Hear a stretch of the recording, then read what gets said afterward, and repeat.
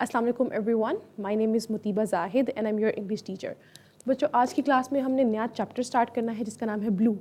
It's a poetry और ये लिखी गई है बाय ब्रायन ए हेकॉक के लिखी है। ओके अच्छा, अब ये एक राइटर भी हैं, पोइट भी हैं और इसके अलावा ये एक टैक्सी ड्राइवर भी थे, ठीक है, जिन्होंने ये पोइट्री लिखी है। और ये जो पोइट्री है ना, ये एक पर्सनल पोइट्री है जो कि उनकी अपना रिफ्लेक्शन है, ठीक है। वो अपनी डॉटर के बारे में ये पोइट्री लिख रहे हैं और इसमें उन्होंने अपना पूरा का पूरा एक्सपीरियंस जो है वो इसमें मेंशन किया है। तो स्टार्ट करते हैं पहले स्टेंजा से।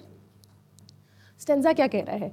अच्छा, तो इसके अंदर जो स्टेंजा है वो ये कह रहा है, let's take the pen first.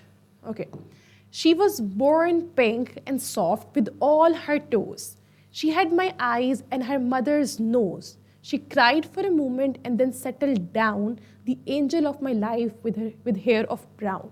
ठीक है, तो ये जो पहला स्टेंजा है इसके अंदर देखिएगा, आप पहली 3 लाइनें देखें ना, तो तीनों के अंदर शी से स्टार्ट हो रहा है, ठीक है, जो कि इस चीज़ पे एम्फेसाइज कर रहा है कि वो अपनी बेटी के बारे में, अपनी डॉटर के बारे में जो है वो बात कर रहा है और बहुत ज़्यादा एम्फेसाइज कर रहा है बार बार उसके बारे में शी का वर्ड इस्तेमाल करके। ठीक है, she was born pink and soft, कि जब वो पैदा हुई तो वो पिंक थी, सॉफ्ट थी। देखिए, एक इमेजरी क्रिएट की जा रही है, एक इमेज क्रिएट किया जा रहा है कलर का वर्ड इस्तेमाल करके। ठीक है, तो जो पिंक है, pink is not just a colour, वो सिम्बॉलिक है। ठीक है, हम पिछली क्लास के अंदर भी जब हम डिस्कस कर रहे थे चीज़ें, तो मैंने आपको बताया था कि सिम्बॉलिज्म क्या होता है, सिम्बल्स हम किस तरीके से इस्तेमाल करते हैं अपनी राइटिंग्स के अंदर। तो यहाँ पर भी उसने जो पिंक कलर का, अब देखिए यहाँ पे पोइट्री ब्लू है, ठीक है। यूजुअली आपने देखा होगा कि ब्लू कलर को मेल के साथ एसोसिएट किया जाता है और पिंक कलर को फीमेल के साथ एसोसिएट किया जाता है, राइट। लेकिन यहाँ पर क्या है, पोइट्री का नाम ब्लू है और उसमें वो बता रहा है कि जब वो पैदा हुई तो वो क्या थी, वो पिंक थी। छोटे से जैसे बच्चा न्यूबॉर्न बेबी होता है, उसकी इनोसेंस शो कर रहा है इससे, या वो उसकी एक इमेज क्रिएट करने की कोशिश कर रहा है कि जो जब बच्चा पैदा हुआ तो वो किस तरीके से था। ठीक है, जब वो पैदा हुई तो वो सॉफ्ट एंड पिंक थी विद ऑल हर टोज। ये भी शो कर रहा है कि बिल्कुल नॉर्मल थी, जिस तरीके से बाकी बच्चे होते हैं वो बिल्कुल उसी तरीके से थी। टोज होता है पाँव की उंगलियों को कहते हैं, ठीक है। जिस तरीके से सब नॉर्मली बच्चे पैदा होते हैं बिल्कुल वो उसी तरह की थी। वो यहाँ पे ये डिपेक्ट कर रहा है यहाँ पर, ठीक है, जो सारी बातें कर रहा है। She had my eyes and her mother's nose. अब वो बता रहा है उसकी रिजेम्बलेंस के बारे में कि जो उसकी आंखें हैं वो बिल्कुल मेरे जैसी हैं, ठीक है, लेकिन जो उसकी नाक है वो उसकी मदर की तरह है। फिर कहता है she cried for a moment and then settled down. ये बिल्कुल एक जैसे एक बच्चा पैदा होता है और उसकी जो पूरे के पूरे इमेज होता है उसी को यहाँ पे क्रिएट करे कि वो पैदा हुई, वो रोई थोड़ी देर के लिए और फिर वो सेटल डाउन हो गई। The angel of my life with hair of brown. यहाँ पे वो उसको क्या कह रहा है, एंजल ऑफ माई लाइफ, ठीक है। वो मेटाफर इस्तेमाल कर रहा है अपनी बेटी के लिए, जो कह रहा है कि वो क्या है, वो मेरी जो ज़िंदगी में वो मेरे लिए क्या है, वो एक फरिश्ता है, वो एंजल है, ठीक है, विद हेयर ऑफ ब्राउन, और उसके बालों का कलर क्या है, ब्राउन। अगेन इमेजरी, ठीक है। तो इस पूरे स्टेंजा के अंदर जो पोएट है उसने इमेजरी क्रिएट की है, इमेजरी का इस्तेमाल किया है, और इसके अलावा उसने क्या किया है, उसके अलावा उसने मेटाफर का भी इस्तेमाल किया है। तो इस पूरे के पूरे स्टेंजा के अंदर वो कहना क्या चाह रहा है, वो बता रहा है अपनी बेटी के बारे में कि जब वो पैदा हुई वो पिंक थी, वो सॉफ्ट सी थी, ठीक है, जिस तरीके से नॉर्मल बच्चे होते हैं। वो थोड़ी देर के लिए रोई और फिर वो सेटल डाउन हो गई। इसके अलावा उसने रिजेम्बलेंस की बात की है कि उसकी जो आंखें हैं वो मेरी तरह हैं और जो उसके जो नाक है वो उसकी मदर की तरह है, ठीक है। और फिर उसने उसको एंजल ऑफ हिज लाइफ भी कहा है। तो इसकी अगर हम पैराफ्रेजिंग देख लें तो पैराफ्रेजिंग इसकी यहाँ आपके सामने लिखी हुई है, the poet describes the birth of his daughter. ठीक है, पोएट क्या कर रहा है, वो अपनी बेटी की पैदाइश को डिस्क्राइब कर रहा है, उसको बयान कर रहा है। She is healthy, beautiful and precious to him. ठीक है, वो क्या है, वो हेल्दी है, वो ब्यूटिफुल है और वो उसके लिए बहुत कीमती है। From the moment she is born, she becomes the center of his life and happiness. और जिस मोमेंट में वो पैदा हुई वो अपने बाप की जो है वो सेंटर ऑफ अटेंशन बन गई, उसके लिए वो इतनी इंपॉर्टेंट हो गई, ठीक है। उसकी ज़िंदगी, उसकी खुशियाँ जो है ना वो सारी उसके इर्द गिर्द है। अब इसमें देखिए, इसमें जो फिगर ऑफ स्पीच इस्तेमाल हुई है वो मेटाफर और इमेजरी है, जिसको मैंने आप लोगों को ऑलरेडी बता दिया है कि कहाँ कहाँ पर मेटाफर का इस्तेमाल किया गया है और कहाँ पर जो है वो इमेजरी का इस्तेमाल किया गया है। अच्छा, इसके अलावा अगर हम इसकी राइमिंग स्कीम देख लें ना साथ साथ तो आसानी हो जाएगी। सबसे पहले देखिए, टोज, नोज, डाउन, ब्राउन। तो आपको पता है कि जब भी हम राइमिंग स्कीम कर रहे होते हैं तो हम सबसे पहले क्या करते हैं, हम सबसे पहले जो लास्ट वर्ड्स होते हैं स्टेंजा की हर लाइन के उनको अंडरलाइन कर लेते हैं। तो पहला जो है वो जो साउंड दे रहा है वो टोज साउंड दे रहा है, जिसको हम ए साउंड कह देते हैं। अब नोज और टोज आपस में राइम कर रहे हैं, राइट, तो हम इसको ए कह दें। अब डाउन इनके साथ राइम नहीं कर रहा तो हमने इसको बी साउंड कह दिया, लेकिन ब्राउन डाउन के साथ राइम कर रहा है तो हमने इसको बी साउंड दे दिया, ठीक है। तो इसकी राइमिंग स्कीम क्या बनेगी, A B B. This is the rhyming scheme of this stanza. अच्छा, और यूजुअली जो एक स्टेंजा की राइमिंग स्कीम होती है वो ही आपकी पूरी पोइट्री की, पूरी पोएम की राइमिंग स्कीम रहती है। आई होप पहला स्टेंजा सब बच्चों को क्लियर हो गया होगा। Let's move to stanza number 2। अब जो स्टेंजा नंबर 2 है ना, इसको मैंने टाइटल दिया है डिस्कवरी ऑफ ब्लाइंडनेस। क्यों? क्योंकि इस स्टेंजा के अंदर जाके उसको पता चलता है कि उसकी जो बच्ची है वो नॉर्मल नहीं है, उसके साथ कोई प्रॉब्लम है। तो यहाँ पर क्या है, months went by and we watched her grow. अब वो कह रहा है कि कुछ महीने गुजरे और हम देख रहे हैं कि जो हमारी बच्ची है वो बड़ी हो रही है। ठीक है, अब वहाँ पे उसने माई का वर्ड नहीं इस्तेमाल किया, अब यहाँ पे वी का वर्ड इस्तेमाल कर रहा है। और वी में वो क्या कर रहा है, यहाँ पर हमें एक ना एलिट्रेशन भी क्लियरली नज़र आ रही है। अगर इसको हम गौर से देखें तो हमें यहाँ पे एलिट्रेशन नज़र आ रही है। एलिट्रेशन किस तरीके से नज़र आ रही है, वेंट वी वॉच्ड, व साउंड की। ठीक है, व साउंड की हमारे पास क्या है, एलिट्रेशन आ रही है, क्योंकि साउंड रिपीट हो रहा है ना। जब भी किसी एक सेंटेंस के अंदर क्या होता है, एक साउंड किसी वर्ड के स्टार्ट में बार बार आ रहा होता है तो उसको हम कहते हैं एलिट्रेशन। ठीक है, तो यहाँ पे एलिट्रेशन का इस्तेमाल किया गया है। फिर क्या है, something was wrong and we had to know, the doctor called with concern on his mind and told me my angel had been born blind. अब क्या है, अब वो कह रहा है कि कुछ महीने गुजरे और हमने क्या किया, हमने उसको देखा बड़े होते हुए। Something was wrong and we had to know, कुछ ना कुछ गड़बड़ थी और हमें पता चलना चाहिए था कि क्या गड़बड़ है। ठीक है, the doctor called with concern on his mind. अब डॉक्टर ने कॉल करके जब बात की तो वो परेशान था, डॉक्टर कंसर्न था। और वो क्यों कंसर्न था, एंड टोल्ड मी, उसने मुझे बताया, my angel had been born blind. Again यहाँ पे एंजल का जो वर्ड यहाँ पे इस्तेमाल किया जा रहा है वो क्या है, वहाँ पे आपके पास मेटाफर आ रहा है। ठीक है, वो एज अ मेटाफर यूज़ कर रहा है एंजल का वर्ड अपनी डॉटर के लिए।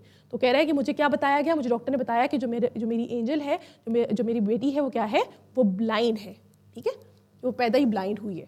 तो यहाँ पर आके उनके पास ये एकदम से एक शॉकिंग न्यूज़ आ गई। ठीक है, तो यहाँ पर इस स्टेंजा के अंदर हमें ये नज़र आ रहा है। अब इसकी अगर हम पैराफ्रेजिंग देखें तो वो क्या है, as time passes the parents realise that something is not normal. अब क्या है, जैसे जैसे वक्त गुजरा पेरेंट्स को ये चीज़ रियलाइज़ हो गई कि उनकी बच्ची के साथ कोई प्रॉब्लम है, कोई चीज़ है, कोई मसला है जो कि समझ नहीं आ रहा। फिर क्या है, the doctor informs the father that his daughter was born blind which deeply shocks and saddened him. ठीक है, अब वो क्या है, जब उसको डॉक्टर ने बताया कि उसकी जो बेटी है वो क्या है, वो ब्लाइंड है, तो वो इस पर सैड हो गया और उसके लिए बहुत एक शॉकिंग न्यूज़ थी।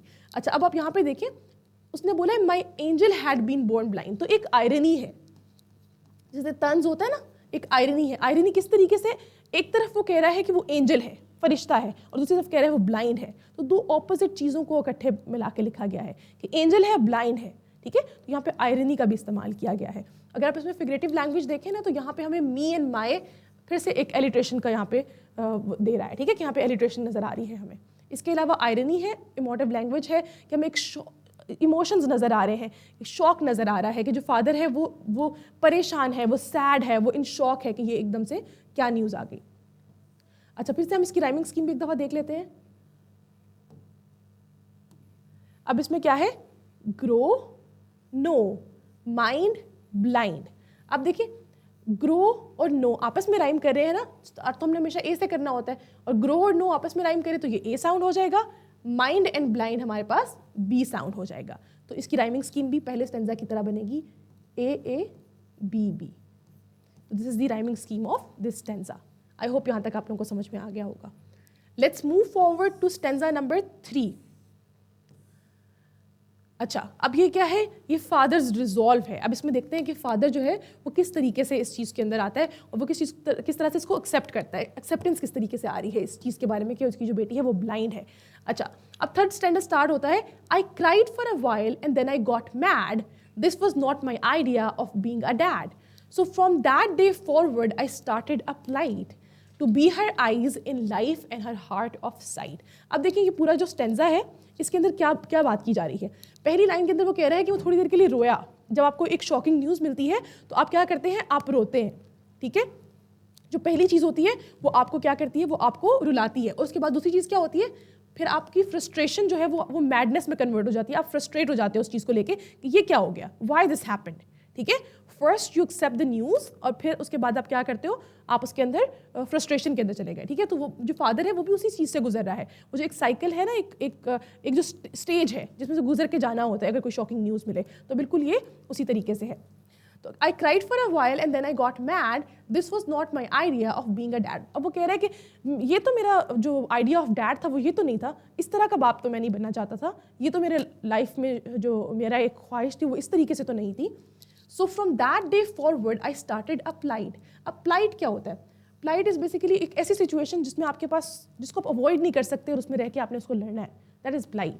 तो वो कह रहा है जद्दोजहद या कोशिश, आप कुछ भी इसको कह लें, ठीक है। तो वो कह रहा है कि मैंने क्या किया, सो फ्रॉम दैट उस दिन से मैंने क्या कर दिया, उस दिन से मैंने ये अहद कर लिया कि अब मैंने क्या करना है, मैंने ये मुश्किल जंग जो है ना वो अपने पे मुसल्लत कर लिया, मैंने स्टार्ट कर लिया। और वो क्या था, to be her eyes in life and her heart of sight. तो अब मैंने क्या बनना है, मुझे उसकी आंखें बनना है, ठीक है, अपनी बेटी की मुझे आंखें बनना है, and her heart of side, ठीक है। तो क्या है, मुझे उसकी दिल की आंख बनना है कि वो दिल से देख सके, जो मैं उसको बताऊंगा वो देखेगी, ठीक है। तो उसने अब अपने लिए एक चीज़, एक रास्ता उसने जब वो समझ लिया कि अब मैं ऐसे करूंगा, तो इस तरीके से पूरा का पूरा रिजॉल्व हो गया, ठीक है। उसको बुरा भी लगा, वो रोया भी, उसको फ्रस्ट्रेशन भी थी, वो मैड भी हुआ इस चीज़ पे कि ये तो मैं नहीं चाहता था लाइफ के अंदर, लेकिन फिर उसने क्या किया, उसने एक्सेप्ट किया और and he started doing his things what he wanted to do, ठीक है। वो अपनी बेटी के लिए जो करना चाहता था उसने वो स्टार्ट कर लिया। तो इसकी पैराफ्रेजिंग देखते हैं। The father first reacts with grief and anger, ठीक है। शुरू में क्या है, उसको ग्रीफ है, उसका ये सॉरो है, वो परेशान है, वो रो रहा है, लेकिन फिर क्या है, फिर एंगर है, जो मैडनेस है ये उसका एंगर शो करी है कि वो उसको गुस्सा आ रहा है कि ये तो नहीं था वो चाहता जो हो रहा है, ठीक है। Later he accepts reality and decides to support his daughter by guiding her through life and protecting her. तो उसने क्या किया, फिर उसने ये जब उसने इस चीज़ को एक्सेप्ट कर लिया कि ये रियलिटी है, अब मुझे अपनी बेटी को सपोर्ट करना है, तो उसने क्या किया, उसने उसको सपोर्ट करने के लिए अहद कर लिया कि उसको क्या करेगा, वो उसकी लाइफ, पूरी लाइफ के अंदर उसकी आंखें बनेगा और उसको प्रोटेक्ट भी करेगा, ठीक है। तो यहाँ पर देखिए जो फिगर ऑफ स्पीच इस्तेमाल हुई है वो क्या है, सबसे पहले तो मेटाफर का इस्तेमाल किया गया है, टू बी हर आइज, ठीक है, कि उसकी आंखें बनेगा, तो ये क्या है, ये मेटाफर है, ठीक है। फिर इसके अलावा क्या है, सिम्बॉलिज्म इस्तेमाल किया है कि आई जो है यहाँ पे, अगर आप देखें ये आई का जो वर्ड है, ये सिंबल है, किस चीज़ का सिंबल है, प्रोटेक्शन का, कि वो उसको प्रोटेक्ट करेगा हर चीज़ से, ठीक है। सिर्फ उसको रास्ता नहीं दिखा रहा होगा या उसको चीज़ों को बता नहीं रहा होगा, लेकिन उसको प्रोटेक्ट भी कर रहा होगा। तो ये क्या है, यहाँ पे ये सिंबल ऑफ जो है वो साइट है, या सिंबल ऑफ गाइडेंस है, ठीक है। तो अब हम इसकी राइमिंग स्कीम देख लेते हैं। I want everybody in the class to do the rhyme scheme themselves, क्योंकि हम कर चुके हैं अब 2 दफ़ा, तो आई होप आप लोग अभी कर पाएंगे। अब्दुल्ला, आप क्लास में मौजूद है? क्या राइम स्कीम बनेगी इसकी, साथ साथ मैं तब तक करती भी हूँ। इसको हम रेज कर लेते हैं। आई होप आपने कर लिया होगा, इसकी राइम स्कीम लिख ली होगी अभी तक, राइट। अच्छा, तो mad, dad, plight and side, okay, yes Abdullah, very good. तो क्या होगी, ए ए बी बी, वही राइम स्कीम जो पहले चल रही है। गुड अब्दुल्ला, ठीक है, A A and B B, this is the rhyming scheme of stanza number 3। अच्छा, फिर अब देखते हैं हम आगे, let's move forward stanza number 4 पे। अब आता है क्वेश्चन अबाउट ब्लू। अब यहाँ पे क्यूरियोसिटी आ रही है, यहाँ पे एक डिफरेंट चीज़ आ रही है। अब हम इस स्टेंजा को देख लेते हैं। अब इसमें क्या कह रहा है writer, as the years passed by she started to grow into a beautiful child with a need to know, each day was spent teaching all that I knew until one day when she asked about blue. अब यहाँ पर क्या है, अब देखिए blue यहाँ पर ना एक डिफरेंट चीज़ भी रिप्रेजेंट कर रहा है। जिस तरीके से हमने शुरू में देखा कि हमने जो वो बच्ची थी उसको पिंक कलर के साथ एसोसिएट किया जा रहा था कि वो पैदा हुई तो पिंक थी, ठीक है। तो पिंक कलर उसको पता है कि वो क्या है, राइट। उसने पिंक के बारे में क्वेश्चन नहीं। अब देखिए ये ऑपोजिट कलर्स है, बाइनरीज हैं, ज़रूरी नहीं है कि इसकी यही इंटरप्रिटेशन हो, but this is my interpretation, right. कि यहाँ पर क्या है, जो ब्लू कलर है ना, यहाँ पे डिफरेंट के लिए आ रहा है कि वो अब उस चीज़ के बारे में क्वेश्चन करी है जो चीज़ उससे डिफरेंट है। तो स्टार्ट करते हैं पहली लाइन से, as the years passed by she started to grow. अब कुछ साल गुजरे हैं, अब कुछ बड़ी होना शुरू हो गई है वो, ठीक है। तो अब वो क्या है, वो ग्रो करी है इनटू अ ब्यूटीफुल चाइल्ड। अब वो चाइल्ड, अब देखिए यहाँ पे चाइल्ड का वर्ड इस्तेमाल किया जा रहा है। पहले वो न्यू बॉर्न बेबी थी, राइट, कुछ मंथ्स की थी, अब वो ईयर्स में आ गई है। अब वो क्या है, अब क्वेश्चन करी है, उसके अंदर क्यूरियोसिटी है, शी वांट्स टू नो। जिस तरीके से छोटे बच्चे क्वेश्चन कर रहे होते हैं, तो क्या है, with a need to know. अब वो चाइल्ड बन गई है जिसको चीज़ें पूछनी है, जो चीज़ों को समझना चाहता है। Each day was spent teaching all that I knew. कहता है कि मेरा हर एक दिन उसको सिखाने में गुजर गया जो चीज़ें मुझे पता थी। अब जो चीज़ें उसको पता है वो अपनी बच्ची को एक्सप्लेन कर रहा है। जिन चीज़ों को डिस्क्राइब कर सकता है उनको डिस्क्राइब कर रहा है, जिन चीज़ों को कॉन्सेप्ट दे सकता है उन चीज़ों को कॉन्सेप्ट दे रहा है। अब क्या है, until one day when she asked about blue, लेकिन एक दिन उसने मुझसे किस चीज़ के बारे में क्वेश्चन किया, ब्लू के बारे में क्वेश्चन किया। ठीक है, अब ब्लू क्या है, वो अननोन है, उसको नहीं पता कि ब्लू क्या है। ठीक है, she is asking about something which she can not relate to, which she can not see. देख तो वो कुछ भी नहीं सकती, राइट, लेकिन कुछ चीज़ें हैं जिसको वो समझ सकती है, जिसका फादर उसको एक्सप्लेन कर सकता है। लेकिन अब उसने एक ऐसी चीज़ के बारे में क्वेश्चन किया है जो उसके फादर को नहीं पता कि उसको कैसे एक्सप्लेन करना है। That's a colour, that's something unknown. अब वो कैसे उसको एक्सप्लेन करेगा ये चीज़। अच्छा, अब इसकी हम पैराफ्रेजिंग देख लेते हैं। As the girl grows older she becomes curious and eager to learn. तो अब क्या है, जैसे ही बच्ची बड़ी हो रही है उसके अंदर एक ख्वाहिश है चीज़ों को जानने के लिए। तो वो क्या है, वो क्यूरियोसिटी है, वो चीज़ों को जानना चाहती है। One day she asks her father about the colour blue. एक दिन वो अपने बाप से ब्लू कलर के बारे में क्वेश्चन करती है। Which presents a difficult challenge for him, जो उसके लिए बहुत ही चैलेंजिंग चीज़ है, बहुत डिफरेंट चीज़ है। अब फादर को नहीं पता कि वो उस चीज़ को कैसे एक्सप्लेन करेगा कि ब्लू कलर क्या है। ठीक है, अच्छा, अब यहाँ पे सिंबॉलिज्म है, जो ब्लू कलर है वो नॉलेज को भी रिप्रेजेंट कर रहा है या फिर किसी ऐसी चीज़ को रिप्रेजेंट कर रहा है जो बियॉन्ड फिजिकल है, जिसको आप फिजिकली चीज़ों को डिस्क्राइब नहीं कर सकते। ठीक है, तो blue is not just a colour जिसके बारे में वो क्वेश्चन करी है यहाँ पे। तो ब्लू क्या है, ब्लू कोई भी वो चीज़ है जिसको वो देख नहीं सकता और ख़ुद भी उसको एक्सप्लेन नहीं कर सकता कि वो क्या चीज़ है। Let's move forward. अच्छा, राइमिंग स्कीम फिर से देख लेते हैं। ग्रो नो न्यू ब्लू, तो अब इसकी राइमिंग स्कीम क्या आ रही है Abdullah? Grow know new blue, very good, वही ए बी बी। ठीक है, ग्रो और नो आपस में राइम करे हैं, न्यू एंड ब्लू आपस में राइम करे हैं, तो इसकी राइमिंग स्कीम भी हमारी बनेगी A B B. Okay, let's move forward. अब हमारे पास अगला स्टेंजा आता है, स्टेंजा नंबर 5। अब ये एक सेटबैक है, एक फेलियर है उस फादर के लिए कि वो क्या है, वो अपनी बेटी को समझा नहीं पा रहा कि वो ब्लू कलर क्या है। तो ये फादर के एक्सप्रेशंस हैं जो उसने इस स्टेंजा के अंदर लिखे हैं। Let's see. I tried to define it, but my efforts were in vain. Only cited description were the way to explain. She had no way of knowing what I was trying to say, and for the very first time, I failed her that day. अब देखें, इसमें आपको emotions वगैरह सब कुछ नज़र आ रहे होंगे। इसमें भी आपको इमोटिव जो है वो लैंग्वेज हमें नज़र आ रही है कि उसमें फ्रस्ट्रेशन और इमोशंस हमें फादर के नज़र आ रहे हैं। तो यहाँ पे स्टार्ट में वो कहता है I tried to define it. उसने कोशिश की पहले अपनी बच्ची को समझाने की ये क्या चीज़ है, ब्लू क्या है, लेकिन क्या है, वो नहीं समझा पाया। But my efforts were in when. ठीक है, किसी काम की नहीं थी उसकी एफर्ट्स, उनसे कोई फ़ायदा नहीं हुआ। ठीक है, only sighted descriptions were the way to explain. Sighted description वो चीज़ें होती हैं जिनको देख के एक्सप्लेन किया जा सके। ठीक है, जो चीज़ें देखी हैं आपने, आप उसको डिस्क्राइब कर सकते हो। फॉर एग्जाम्पल, अभी आपके सामने एक टीचर खड़ी हैं, तो आप उनको एक्सप्लेन कर सकते हो कि टीचर ने किस कलर का स्कार्फ पहना हुआ है, वो किस तरीके से बात करी है, उनकी आंखें किस तरीके से हैं। आप इस तरह की चीज़ें एक्सप्लेन कर सकते हैं। इसके अलावा आपके सामने कोई बुक पड़ी है, आप उसको एक्सप्लेन कर सकते हो। कोई चेयर है, आप चेयर को बता सकते हो कि चेयर जो है उसकी 4 टांगे हैं और वो किस तरह की चीज़ है, और वो बच्चा जो है वो उसको हाथ लगा के उसको फील भी कर सकता है कि ये क्या चीज़ है, राइट। लेकिन क्या है, वो कह रहे हैं कि जो साइटेड चीज़ें हैं ना उनको डिस्क्राइब करना आसान है। ठीक है, लेकिन अब क्या था, अब इसके लिए तो उसको कोई एक्सप्लेन करने का तरीका नहीं था, वो नहीं जानता था कि इसको कैसे एक्सप्लेन करना है। She had no way of knowing what I was trying to say. जो चीज़ें मैं उसको कह रहा था वो कभी वो उस चीज़ को समझ नहीं सकती थी, उसके पास वो समझने की ताकत नहीं थी, या उसके पास वो रास्ता नहीं था कि जिससे वो समझ सके, या वो तरीका नहीं था उसको समझाने का उसके पास। And for the very first time I fail her that day. वो कह रहे हैं कि वो उस दिन उसको ऐसा लगा कि वो फेल हो गया है लाइफ में, कि वो अपनी बेटी को एक कलर जो है वो ब्लू जो है या कोई ऐसी चीज़ उसको एक्सप्लेन नहीं कर पा रहा। The father attempts to explain the color blue using visual descriptions, but realizes it is impossible for a blind child to understand. तो उसने पहले क्या किया, उसने कलर ब्लू को डिफरेंट चीज़ों से उसको एक्सप्लेन करना शुरू किया, लेकिन फिर उसको ये चीज़ रियलाइज़ हो गई कि एक ब्लाइंड इंसान को आप ये एक्सप्लेन नहीं कर सकते कि ब्लू कलर क्या है। He feels helpless and defeated. उसको वहाँ पे हेल्पलेस फील हुआ, उसको वहाँ पे अपना आप जो है वो ऐसा फील हुआ कि वो हार गया है। ठीक है, उसको डिफीटेड फील हुआ। तो इसके अंदर हम देख सकते हैं, इसमें कंट्रास्ट नज़र आ रहा है साइट वर्सेस ब्लाइंडनेस का। ठीक है, ये यहाँ पे आप कह सकते हैं बाइनरी भी कह सकते हैं, आप इसको वो कंट्रास्ट कह सकते हैं। ठीक है, साइट वर्सेस ब्लाइंडनेस का। कि एक तरफ क्या है, एक तरफ हमें नज़र आने वाली चीज़ें हैं और एक तरफ जो है वो नज़र ना आने वाली चीज़ें हैं, राइट। अच्छा, फिर इसके बाद हम इसकी भी राइमिंग स्कीम देख लेते हैं। वेन एंड एक्सप्लेन ए, से एंड डे बी।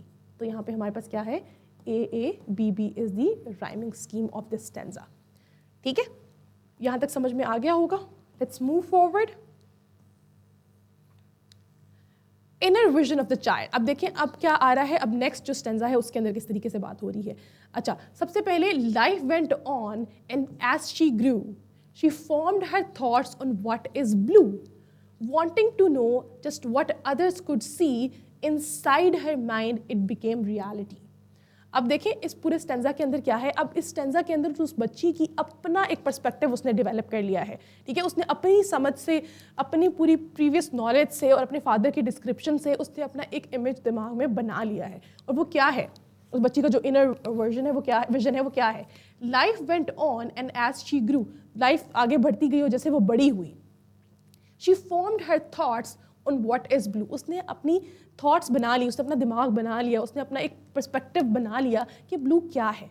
ठीक है, wanting to know just what others could see, वो जानना चाहती थी कि और लोग क्या देख सकते हैं जो वो नहीं देख सकती। देखिए जो एक क्यूरियोसिटी होती है ना, जो क्यूरियोसिटी ऑफ अननोन, कि आपको जो चीज़ आपने नहीं देखी आपको देखने का दिल करता है, आप उस चीज़ को देखना चाहते हैं, तो वो क्यूरियोसिटी उस बच्ची के अंदर है, वो सब कुछ जानना चाहती है, वो देखना चाहती है जो वो नहीं देख सकती। ठीक है, inside her mind it became reality, लेकिन उसने अपने अंदर एक रियलिटी बना ली ब्लू के बारे में, उसने अपने दिमाग में एक चीज़ बना ली कि ये ब्लू है। जैसे हमारे पास एब्स्ट्रैक्ट नाउन्स होते हैं ना, जिनको हम देख नहीं सकते, टच नहीं कर सकते, लेकिन फील कर सकते हैं, तो हमने उसका अपने दिमाग में इमेज बनाया होता है। जैसे हैप्पीनेस है, ठीक है, कोई भी चीज़ है, अब हम असल में कोई चीज़ नहीं है हैप्पीनेस जिसको हम देख सकें, खुशी कोई चीज़ नहीं है, ठीक है, वो एक फीलिंग है। तो जिस तरीके से उसने भी क्या किया, उसने भी अपने दिमाग के अंदर, अपने दिल के अंदर एक जो है वो बना लिया, पर्सपेक्टिव बना लिया कि ये चीज़ ये है, उसने उसको समझ लिया। ठीक है, अच्छा अब वो क्या है, और वो रियलिटी बन गई उसके दिमाग के अंदर, राइट। अच्छा अब यहाँ पर क्या है, despite her blindness the girl creates her own understanding of blue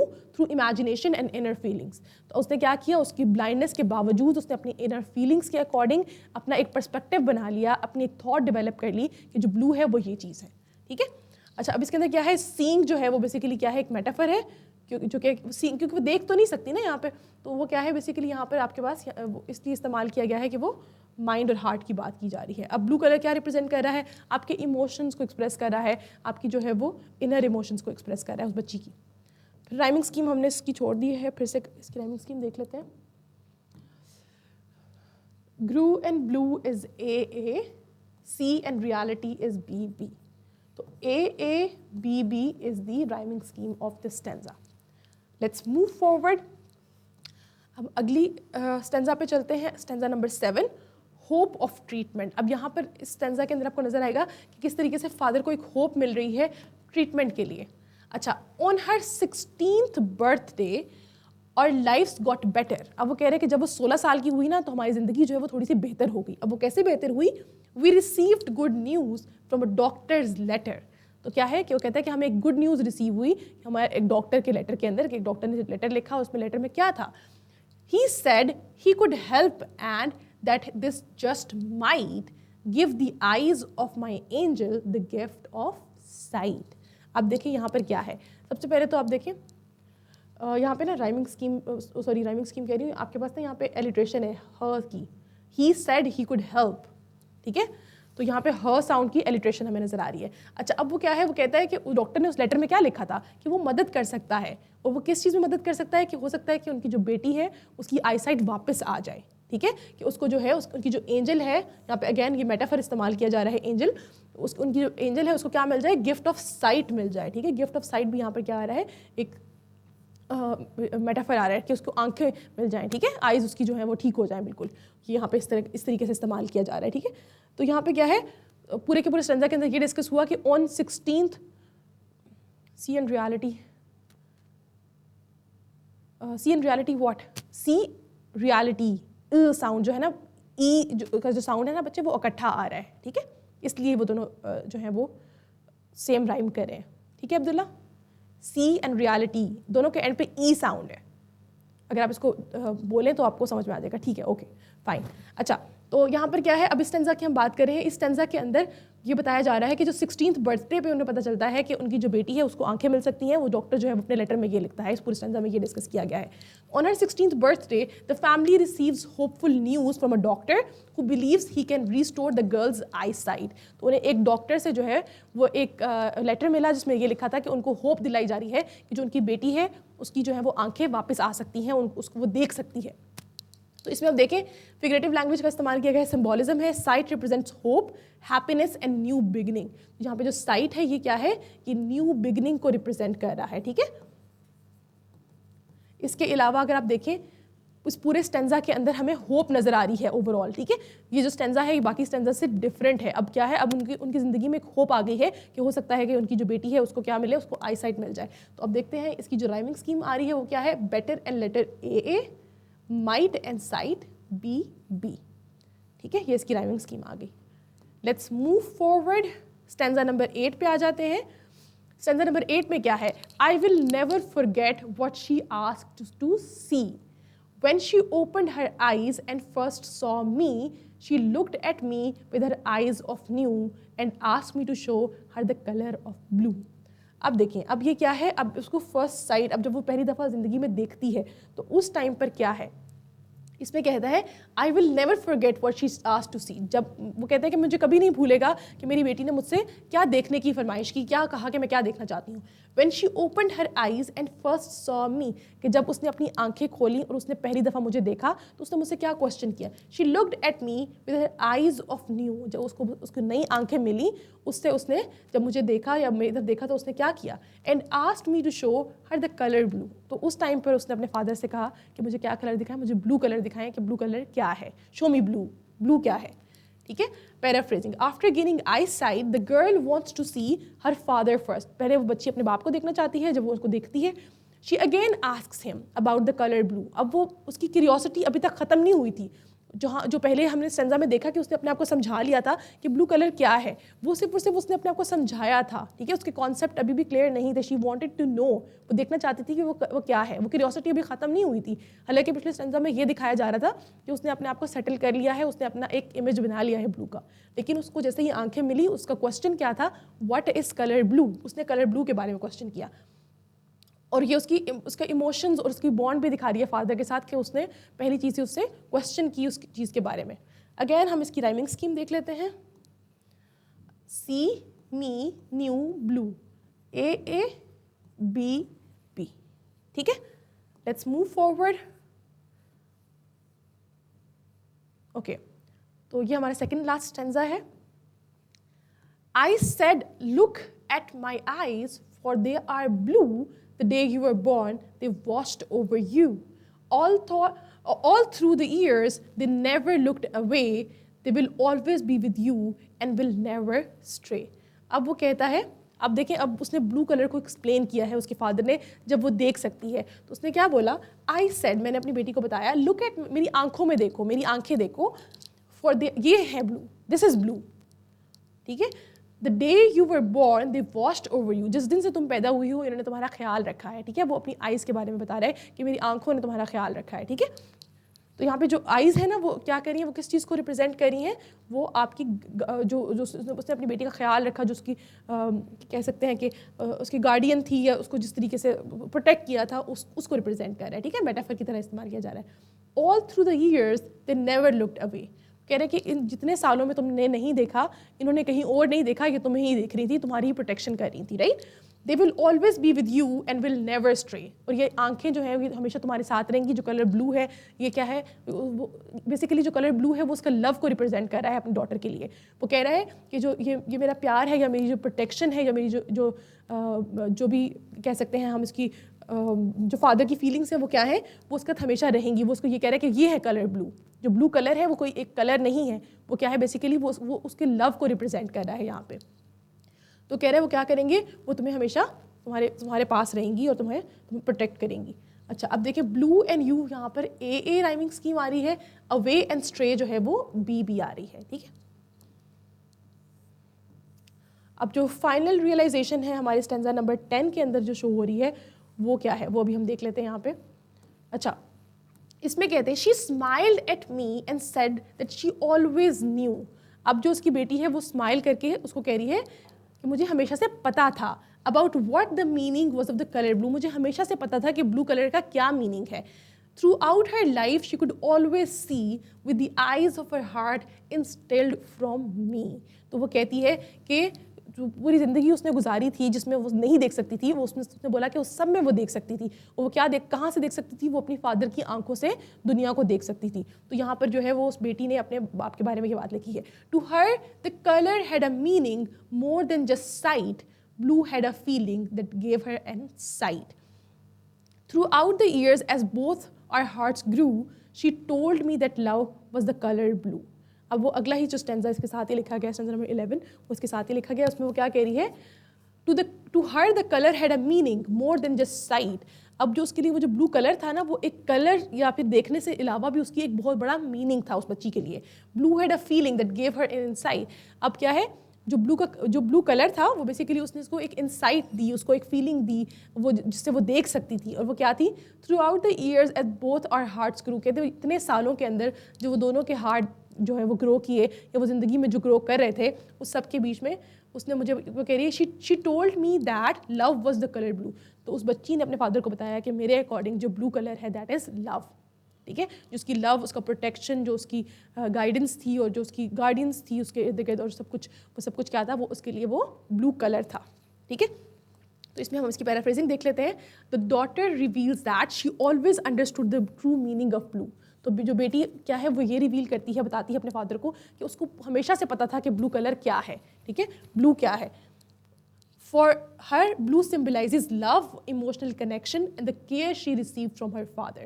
तो उसके लिए जो ब्लू कलर था वो क्या था? वो सिंबल ऑफ लव था, सिंबल ऑफ केयर था, और वो क्या था? वो इमोशनल कनेक्शन था जो उस बच्ची का अपने फादर के साथ था। ठीक है, तो इसमें मेटाफर का इस्तेमाल किया गया है। जो ब्लू कलर है वो किसको रिप्रेजेंट कर रहा है? पूरी की पूरी जो पोइट्री है उसमें ब्लू कलर जो है वो फादर के लव को रिप्रेजेंट कर रहा है। ठीक है, तो इसमें अगर हम देखें ना तो फिर से वो जो एक आप कह सकते हैं कि एक स्टीरियोटिपिकल पिंक और ब्लू का जो कनेक्शन मैंने आपको शुरू में बताया था कि फीमेल के साथ पिंक को एसोसिएट किया गया है और ब्लू को जो है वो मेल के साथ एसोसिएट किया गया है। तो इस पोइट्री के अंदर भी हमें वो थोड़ा सा उसकी झलक नज़र आई। क्यों? क्योंकि शुरू में जब बच्ची पैदा हुई तो पिंक कलर जो है वो बच्ची के साथ एसोसिएट किया गया, और जो फादर का लव है, जो फादर की तरफ, वो ब्लू कलर एसोसिएट किया गया। तो ये जो पिंक और ब्लू की स्टीरियोटिपिकल रिप्रेजेंटेशन है वो भी हमें इसके अंदर नज़र आ रही है। इसके अलावा जो जो एलिमेंट्स थे उनको हमने डिटेल में डिस्कस कर लिया है। आई होप यहाँ तक आप लोगों को समझ में आ गया होगा। तो इसमें भी राइमिंग स्कीम एक दफ़ा हम चेक कर लेते हैं इन दोनों स्टेंजास की जो ये इकट्ठे लिखे गए हैं। New, blue, see, me, A B B, sight, insight, A grew and blue, दोनों बी बी। ठीक है, तो राइमिंग स्कीम पूरी की पूरी पोइट्री की हमारे पास क्या बनी? A B B. This is the rhyme scheme of the whole poetry. जो एक स्टेंजा की राइम स्कीम होती है यूजुअली वही बाकी स्टेंजास की राइम स्कीम होती है, फ्री वर्सेस वगैरह के अलावा। ठीक है, तो आपने ये इस चीज़ का ख्याल रखना है। आई होप यहाँ पे आप लोगों को समझ में आ गया होगा। पूरी पोइट्री को हमने डिटेल से डिस्कस किया है। इससे रेलिवेंट अगर आपका कोई क्वेश्चन हो तो आप अभी लाइव क्लास में भी पूछ सकते हैं, अदरवाइज आप यूट्यूब के भी कमेंट सेक्शन के अंदर इस पोइट्री से रेलिवेंट कोई भी क्वेश्चन पूछ सकते हैं। I will answer over there. That's all for today. I will see you tomorrow in the next class. अल्लाह हाफिज़ एवरीबॉडी।